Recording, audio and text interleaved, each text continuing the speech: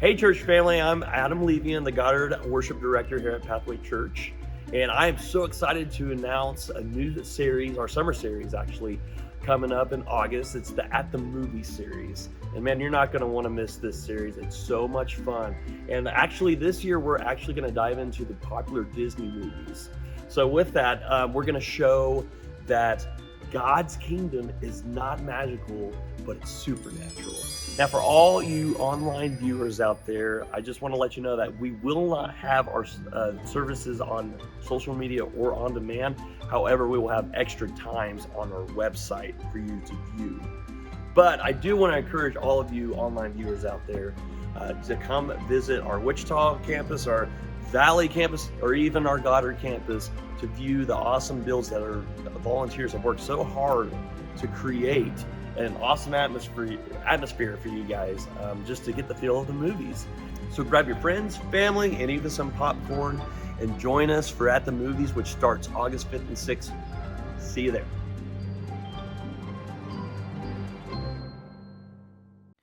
Thanks for tuning into this message. My name is Todd Hutchison. I'm the Westlink campus pastor at Pathway, and I'm here with our Westlink campus high school director and online host, Daniel Southworth. Yeah, good to be here. Good to have you, man. Yeah, our sermon series this week is Courage, and it's really all about when we have this personal relationship with Christ, we can approach life with the same mindset as a tough mudder, if you will. Push ourselves beyond our limits and really overcome challenges that may seem insurmountable.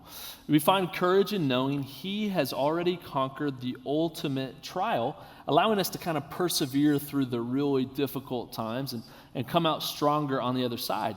So join us, we ask of you really to just join us as we discover how Joshua faced obstacles really head on and learn to persevere. We hope you'll tune in each week as we look forward to what God has in store for us in this series. So this time I'd like to encourage you to open up your Pathway app. The Pathway app is a great way to stay connected as part of our Pathway family. You can download the app from whatever your favorite platform or store is. When you launch it, you'll see the weekly guide come up. We kind of refer to this as our one-stop shop. It has everything you'll need to know about Pathway. And so we want to encourage you at this time to go ahead and fill out the connection card that is there. This not only lets us know that you've joined us, but it also is a great way for us to just travel with you in life.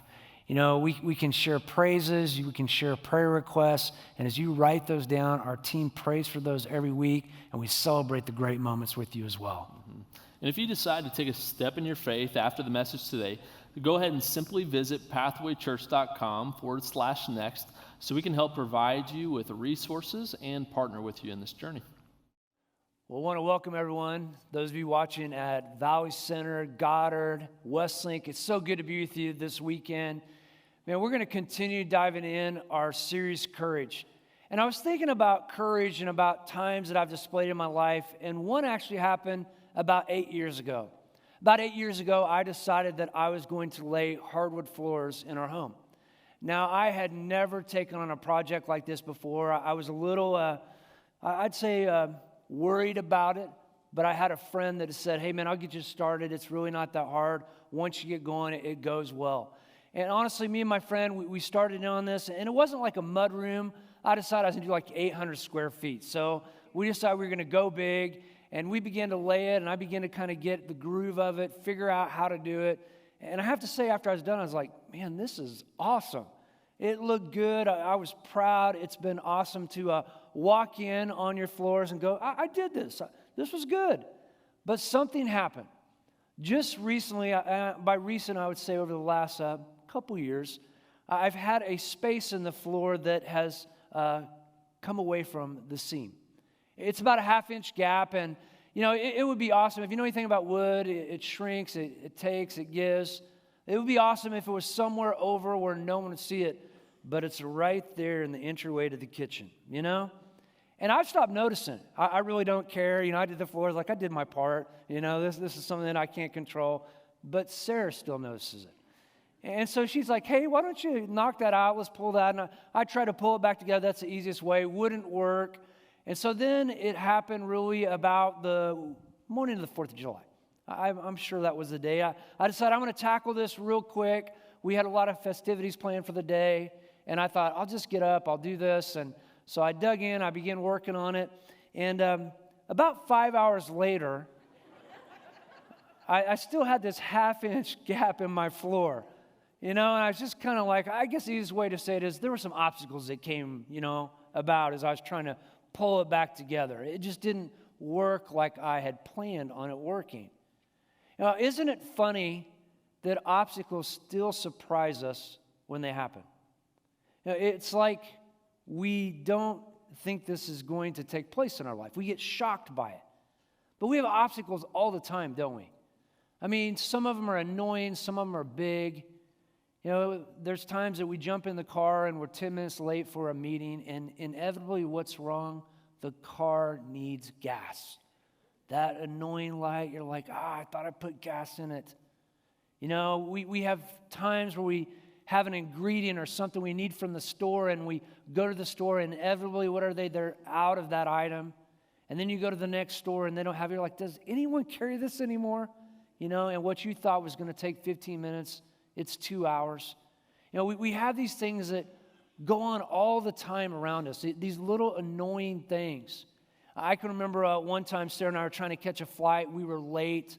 We were living in Topeka. We pulled into KCI, and we reached back. Gracie's with us, our firstborn, to grab her. We're on, like a mad rush, and I reach around, and she had a diaper blowout right there. I'm like, man, we're going to miss this flight. I mean, there's those type of annoying things, those little things that just can kind of take away a little bit of your energy or a burden of your time. And then there's the ones that really matter. Let's be honest, there's some things that we face as obstacles in life that are just bumps in the road, and then there are those things that shake you to the core of your foundation. And some of you have experienced things like this or are experiencing these.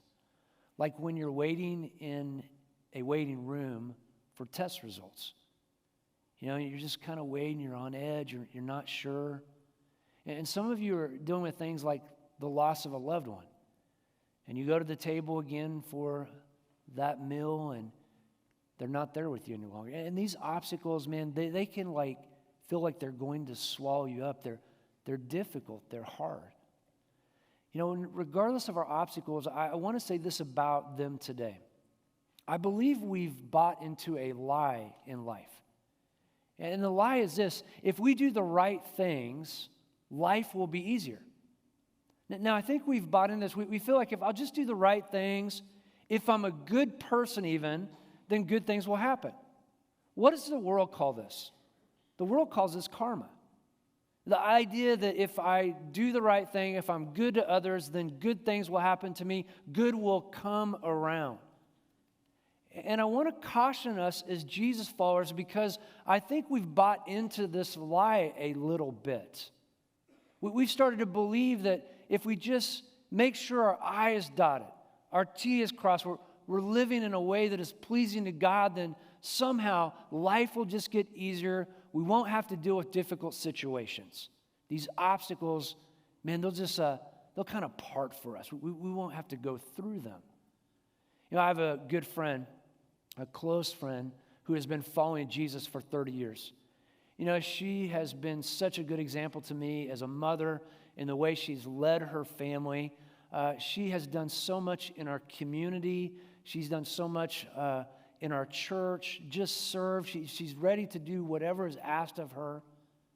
And she's actually right now going through the most difficult obstacle I think anyone could endure in life. And she said to me the other day as we were talking, she said, Todd, I want to tell you something. I never knew I believed in a prosperity gospel until now. And I have to be honest, when I heard her say these words to me, I was kind of taken back. I had to really process that for a moment. What she was saying to me, Todd, is we really have this belief as Jesus followers that when we start following Jesus, we make a deal. If I follow you, Jesus, then you'll give me what I want. And my life, once again, won't be difficult. I won't have to experience suffering. We kind of think that's for other people. That's not for those that are pursuing Jesus. And when we think of a prosperity gospel, we think about private jets and million-dollar homes. We're not talking about that. Those people need to get a grip. We're talking about we expect to have our health. We want our kids to make the right decisions. We want that promotion that we've earned at work. We want financial security. We want cars that don't break down. We want floors that don't move. And we start believing this stuff like this is the way life goes. And here's the challenge. When that lie begins to seep into our lives, what happens is when obstacles come, we get kind of perplexed. We get confused. And we begin to question God. God, you're not living up to your end of the deal here. We made this deal, God. The Israelites, they felt the same way. That they felt like really life had been hard as they were entering the promised land, and much of it had been things that they had done to create these hardships, but also some of them were questioning God, like, God, what is the purpose? You told us about this land. But just last week, Christian, he began to teach us that as the Israelites crossed the Jordan River, that God told them that he wanted them to create a monument, a structure, so they could go back to their children and their children's children, and they could continue to bring them to this monument and say, this is where God was faithful. This is the place and time right here where God showed his faithfulness to us. And I think this is so important for us. These ideas of having these monuments or these milestones in our life, and I love that teaching. And so here we are in our story today. We have the Israelites cross the Jordan River on the eastern border of the territory of the Promised Land. And this is the Promised Land that the two spies who had amongst the 12 said, it's good, it's good, it's good. We got to go. That they had told the people about it. And the other 10 are like, I don't know. There's lots of obstacles there. I'm not sure we have what it takes. And we find that there are even these great cities like Jericho, where actually the spies were hid by a prostitute named Rahab so they wouldn't be captured. But this is the Promised Land that they're at now, and they're waiting. That they're beginning to see that God has created this opportunity for them to come and possess this land. This land that was told to them would be filled with milk and honey. But I want to tell you, it's not going to be an easy thing for the Israelites. It's not like the Canaanite nation came and said, hey, what took you guys so long? We're glad that you're here. Come in, here's a deed to the land. You can have it, it's all yours. No, they were going to have to battle. They weren't just going to possess the land, they were going to have to battle for the land. And I believe this. Their promise came with a battle, and yours probably will too. Now, I believe sometimes that's what happens. We have these obstacles in life, these battles that we have to endure. And really, when we endure them, we're showing God that we believe that he is capable of helping us in any battle. Well, here they are on the eastern border, and the first battle in sight on the docket is Jericho. Now, Jericho is this great city. Historians would say it was one of the oldest cities in the world. It's a fortified city. It's stronghold there on the eastern shore. And really what we find in Jericho is we find the fortification is really something that's miraculous in this day. It's 4 stories tall. And so when they come to Jericho and the people are there, they're looking up at this great fortress and they're like, wow, that's going to take some courage. That's going to take some courage for us to be able to push through and claim Jericho. They're not sure how they can do it. And I want to tell you, this is the first of 31 cities or towns that they will have to conquer and able to go claim the land that God has called them to do. But before the battle with Jericho, they have to observe this tradition. This tradition we know as Passover. And God had instructed his people, the Israelites, that on the 14th day of the first month of the Jewish calendar, each year, they were to celebrate Passover. Now, there is no coincidence, I believe, that this crossing of the Jordan has happened just 4 days before Passover. Isn't that pretty amazing? 4 days before Passover, they cross the Jordan. You're going, what's the big deal? We'll catch this too. It's 40 years since they were freed from captivity by the angel of death passing over the homes that had been sprinkled with blood and led across the Red Sea on dry land. God had just led them across the Jordan River on dry land 4 days earlier. So this Passover, it's special. It's almost like a second Exodus. I mean, God is giving them the opportunity to once again remember, like the monument, what He has done. God is preparing their hearts. I want you to know that about battles. Sometimes we think when we have these obstacles, we have these battles in front of us, that, man, we're just going to have to go and we're going to have to push through. We're going to have to muster up all of our strength. We're sharpening our sword to get ready for battle. And God goes, no, I'm not interested in your sword being sharpened. I'm interested in your heart being softened. I mean, really, that's what God is trying to do. He's trying to soften Israel's hearts so they can hear Him, so that they can begin to see the battle that He's going to unfold in front of them. Well, next, Joshua has this strange encounter. It's a strange encounter with a man who's holding a sword. He's in enemy territory, so it catches his attention. And I'm sure when he saw this man as he's out there surveying the land, holding the sword, all of a sudden he starts trying to remember, is this an Israelite? Is this one of my fellow people? And so he wants to know, are you someone who is a friend or foe? Let's look at what the text tells us. When Joshua was near the town of Jericho, he looked up and saw a man standing in front of him with a sword in hand. Joshua went up to him and demanded, are you friend or foe? Neither one, he replied. I am the commander of the Lord's army. At this, Joshua fell with his face to the ground in reverence. I am at your command, Joshua said. What do you want your servant to do? The commander of the Lord's army replied. Take off your sandals, for the place where you are standing is holy. And Joshua did as he was told. You know, there's a couple things that we can know in this. First of all, we can know that this is God. And you can say, how can you know this is God? Because God received Joshua's worship.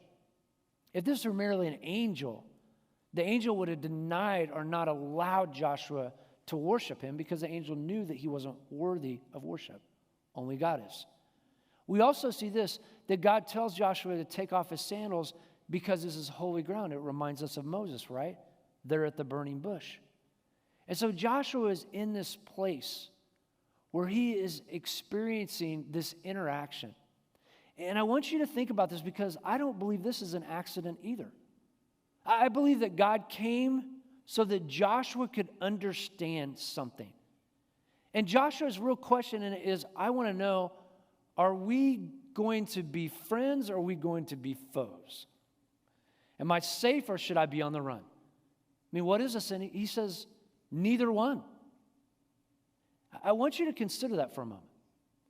God is trying to establish something in Joshua's mind, clarity, that I think you and I need to have today too.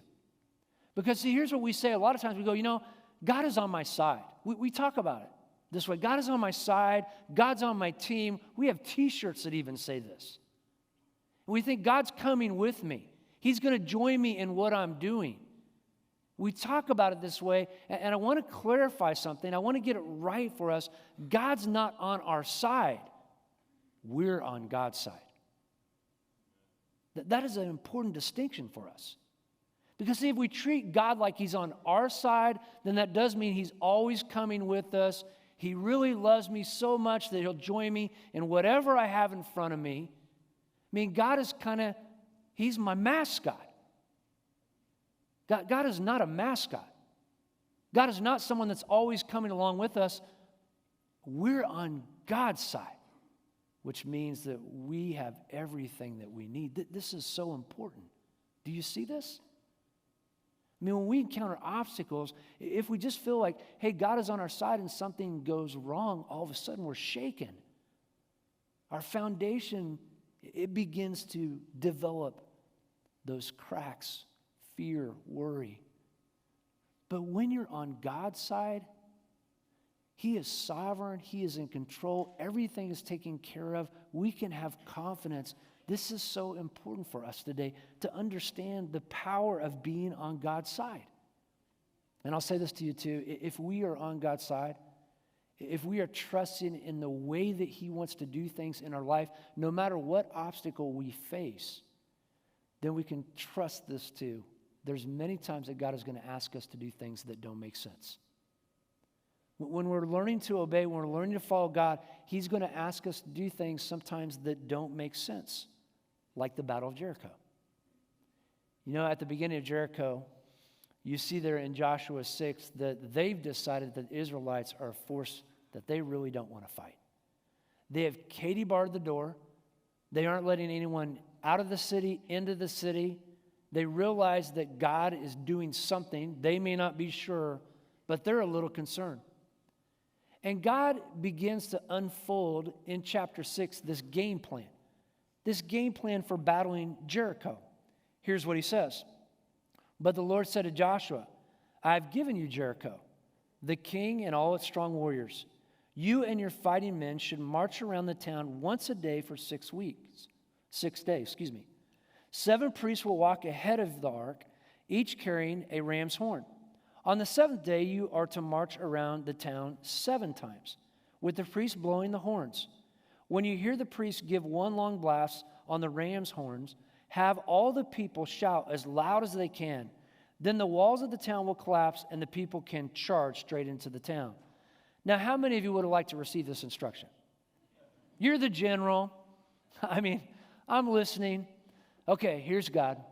Here's the deal, Todd. I want you to get the bravest warriors you have. I'm talking about, I want the men that are the buffest, strongest. You're ready to go to battle with them, right? I'm like, yeah, this is sounding good. I'm in.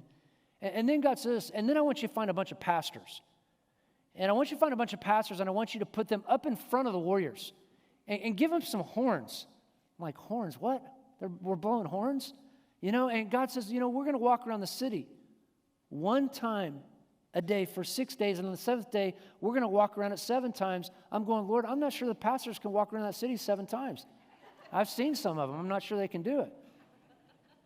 And then everybody's supposed to shout like, hey, what's up? And then the walls come down.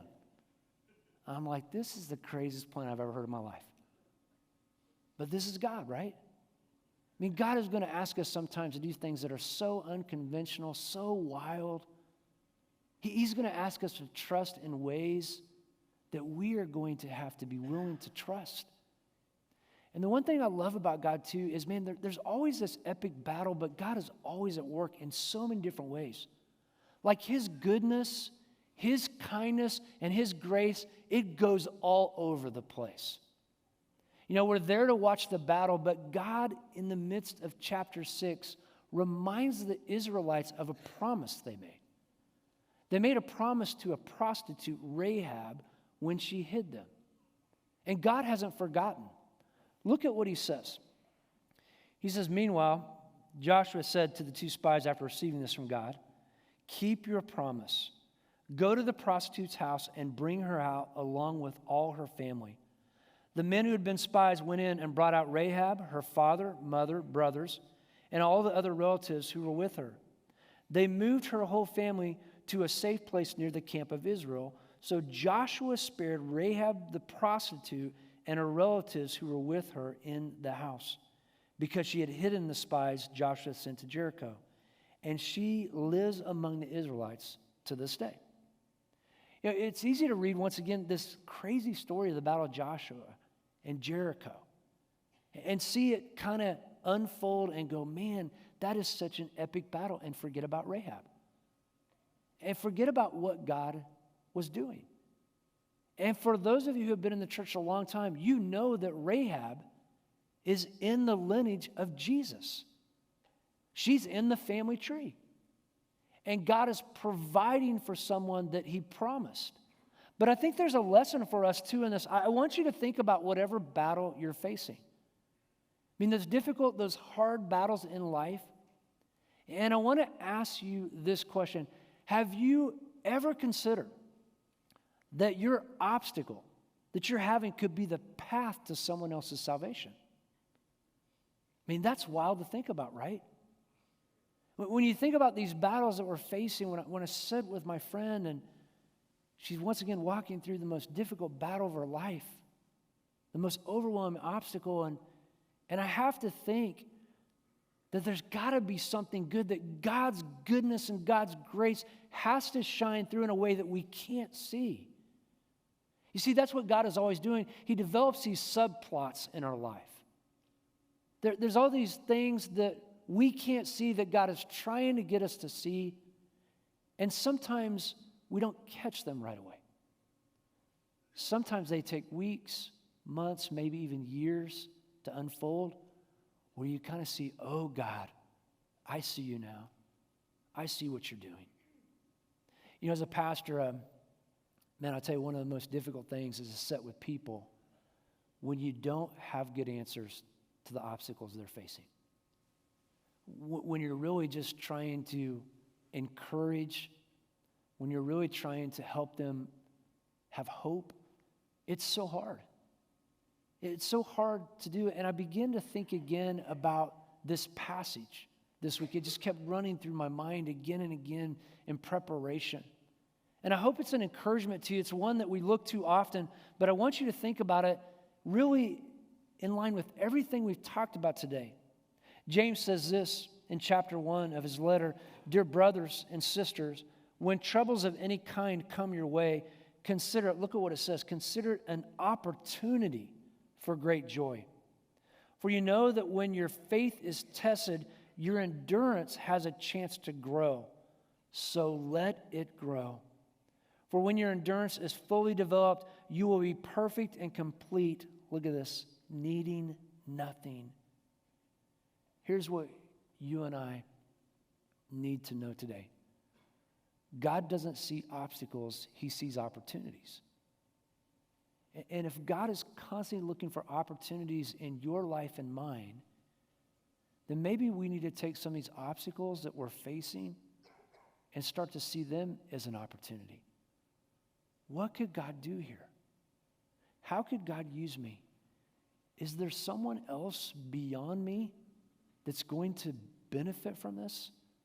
That's going to get a glimpse of how much God loves them, how much He desires for them to be rescued. It reminds me of the story of a guy named Michael Phelps. Now, most of you know who Michael Phelps is. He is the greatest swimmer that has ever lived. Most decorated Olympic swimmer of all time. He has 29 Olympic medals. Get this, 23 of them are gold. This guy is a force. You know, when Michael Phelps was 11 years old, he hit the pool and he began to look for a coach, and there was a guy named Bob Bowman. And Bob says, when I saw Michael when he was 11 years old, I thought, that kid is different. That's a once-in-a-lifetime swimmer. And in order for me to be his coach, I knew that I would have to get better. I would have to get better to bring out this greatness in Michael. And so Bowman began to figure out ways that he could put obstacles in front of Michael. He talks about this time where Michael had one of his first national junior meets. I mean, an important race, and all the kids are going to the blocks getting ready to race, and he notices that Michael doesn't have his goggles. I mean, who doesn't take their goggles to go swim? He's an 11-year-old kid, and Bob thought, man, I could run over there and I could get his goggles and get him to the blocks for him. And he thought, no, I'm just going to sit back and I'm going to watch how this goes. Well, Michael got in the pool, and he swam literally blind that whole race as an 11-year-old and won the race. It was a master stroke. I mean, Bowman's wisdom in not continuing to help Michael just eliminate obstacles, but to push through them was what he needed. In the 2008 Beijing Olympics, Michael Phelps was getting ready to race the 200-meter butterfly.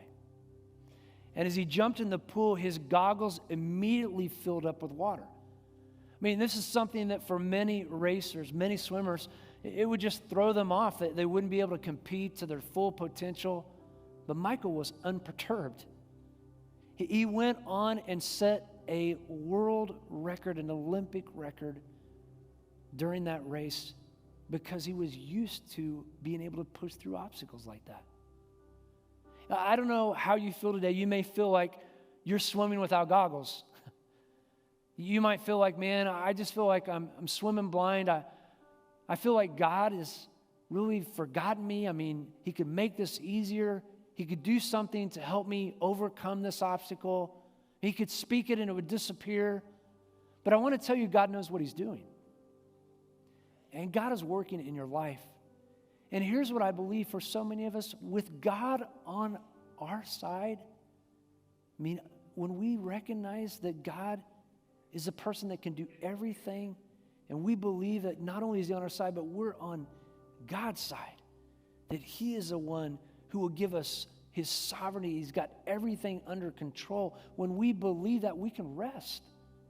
We can rest and we can really have more fortitude in our life to overcome obstacles than we ever thought we could. I want you to know this. Jesus Christ has given you everything you need. The Holy Spirit of God living in you is powerful enough to overcome whatever is in front of you. I mean, if God can bring down the walls of Jericho with ram's horns, he can accomplish anything he needs to in your life or mine. I want you to believe that God has you and that he is good. You know, I want everyone just to, if you would, bow your heads and close your eyes, because I just want us just to consider this for a moment before we leave today. I know some of you have annoying obstacles right now in your life, things that are challenging, but honestly, that they're not things that are making you feel like life is falling apart. But there are others of you that do feel that way. You feel like life is unraveling. You're not sure what to do, what step to take in the obstacle in front of you. And I just want to tell you that whether it be something that is annoying or whether it be something that, man, leaves you shaken, that God has a plan for your life and that he is good and that he has got you. And today I want to encourage you to not be angry and not be resentful of the obstacles that are in front of you, but to be willing to say, God, this is what you'll use to allow me to draw closer to you. This is what you'll use to let me know once again that you are capable and that I'm on your side. You know, if you need to be reminded of that today, and you just need to say, man, today, once again, I want to get centered on this. I want to believe this, that God is capable, that he is good. I want you to raise your hand right now. I want you to raise your hand at all of our campuses. Raise your hand as a sign. This is between you and God. If you're saying, Lord, yes, I need to know that again. I need to trust that. And I just want to pray for all of us.